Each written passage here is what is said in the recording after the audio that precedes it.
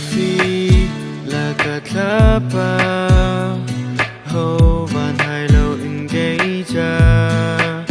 lâm mùa sắc tu rồi chân na kê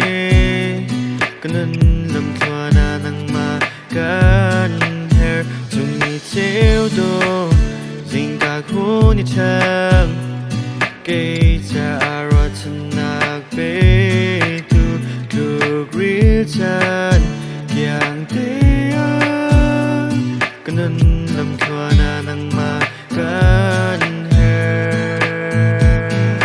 nang long ni si cái thinh niềm tu chân bao na tây thiam tu dung gia đình cái xa du ta nang si nak dây giông phô mình bung khơi si nak nun in nang sa zum mok thác ni do tu si ka tu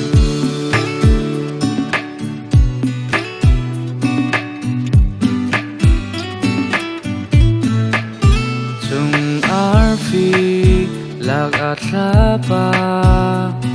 hầu van hai lâu in gây cha lâm mu sắc tu rồi chân nát he kanun lâm chua na nang ma kan he sung ni treo do sing ka khu ni chang gây cha rồi chân nát pe tu dok real chan yang pe nun lâm chua na nang ma kan he nang long si cái thiên đêm tu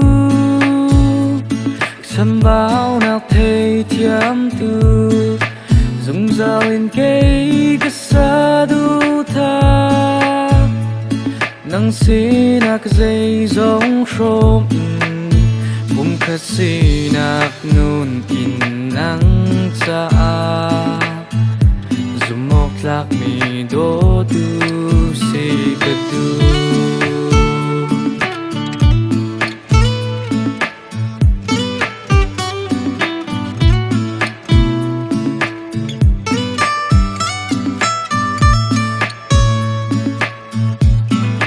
nang long si cái thiên đêm tu sân bao na tây thiam tu dùng dao in cái sa du tha nang si nak dây giông phô mình bung khát si